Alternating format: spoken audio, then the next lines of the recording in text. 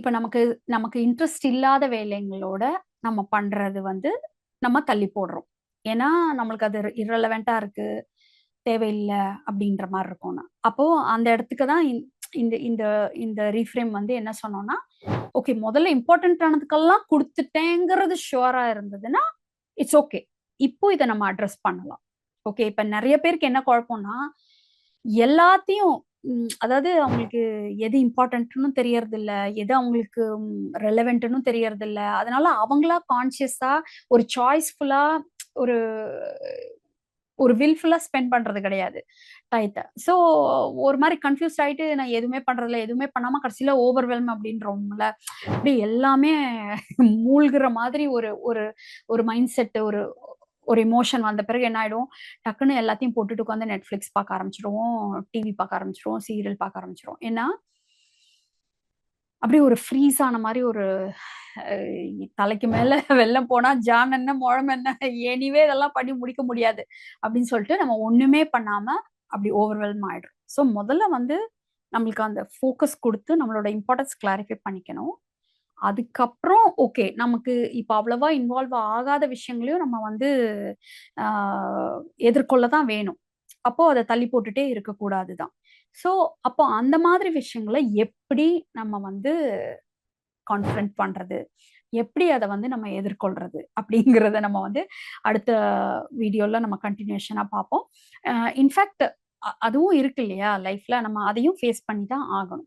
So அதை ஏன் நம்ம வந்து அப்படியே மறுகிறோம், ஏன் வந்து அதை பார்த்தாலே பயந்து நடுங்குறோம், அது அது அப்படியே லேட்டர் லேட்டர் லேட்டர் அப்படின்னு ஸ்னூஸ் பட்டன் அமுத்திட்டே இருக்கிற மாதிரி அதை அப்படியே தள்ளி வச்சுக்கிட்டே நம்ம வந்து ஒரு ஒரு ஹைட் அண்ட் சீக் விளையாண்டுட்டு இருக்கோம் இல்லையா. ஸோ அதை we will end it in the next episode. As again like நம்ம வந்து இது என்னங்கிறத புரிஞ்சுக்கிறோம். ஸோ என்னென்ன விஷயத்துல எல்லாம் இந்த வீடியோ வந்து ஒரு வெறுமனே ஒரு ஒரு கான்டென்ட் கன்சியூமிங்கா இல்லாம நீங்க வந்து ஒரு குவைட்டான டைம்ல வாக் பண்ணும்போதோ இல்ல ஒரு ஜஸ்ட் படுக்க போறதுக்கு முன்னாடியோ ஏதோ ரிஃப்ளெக்ட் பண்ணி பாருங்க. என்னதான் நம்மளுக்கு வந்து நம்ம யாருமே சொல்லாம தலையிலலாம் கொட்டாம யாருமே சொல்லாம நம்மளுக்கா என்ன பிடிச்சு நம்மளா என்ன விஷயத்த வந்து நம்ம பண்றோம். ஆஃப்கோர்ஸ் இப்போ வந்து நிறைய பேர் சொல்லுவீங்க, நான் வந்து சோஷியல் மீடியா பார்த்துட்டே இருக்கேன், நெட்ஃபிளிக்ஸ் பார்த்துட்டே இருக்கேன், ரீல்ஸ் பார்த்துட்டே இருக்கேன், அதை தான் நான் வந்து யாரும் சொல்லாம பண்ணிட்டு இருக்கேன் அப்படின்னு. அதை நீங்க பண்ணிட்டு இருக்கேன்னு திட்டாதீங்க, அதுக்கான காரணம் வேற. அதை நம்ம கரெக்டா புரிஞ்சுக்கிட்டு அதை நீங்க பார்த்துட்டீங்க அப்படின்னா உங்களுக்கே தெரியும். உங்களுக்கே உங்க மேல அச்சச்சோ பாவம் நம்ம ஏன் இவ்வளோ நம்மளை திட்டிட்டு இருந்தோம் அப்படிங்கிறது உங்களுக்கு புரியும். அதை நம்ம வந்து நெக்ஸ்ட் எபிசோட்ல நம்ம டிஸ்கஸ் பண்ணுவோம்.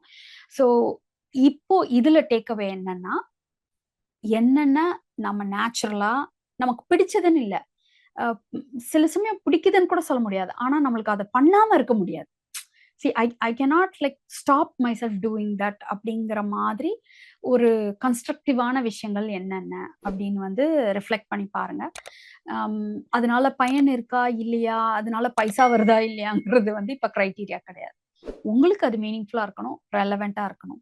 அதுக்கு நீங்களே போய் ஆஜராகி நீங்க பண்றத நீங்க பார்க்கணும். ஸோ அந்த அன்கான்ஷியஸா இருக்கிற விஷயங்கள், நம்மளோட இயல்புல உள்ள விஷயங்கள் நமக்கு எதுல நேச்சுரலா ஈஸியா வருதோ அது நம்மளோட ஸ்ட்ரென்த், அது நம்மளோட சூப்பர் பவர். ஸோ அந்த விஷயங்களை முதல்ல கான்ஷியஸ் ஆக்கி கிளைம் பண்ணுங்க. We will meet again in the next episode. Thank you.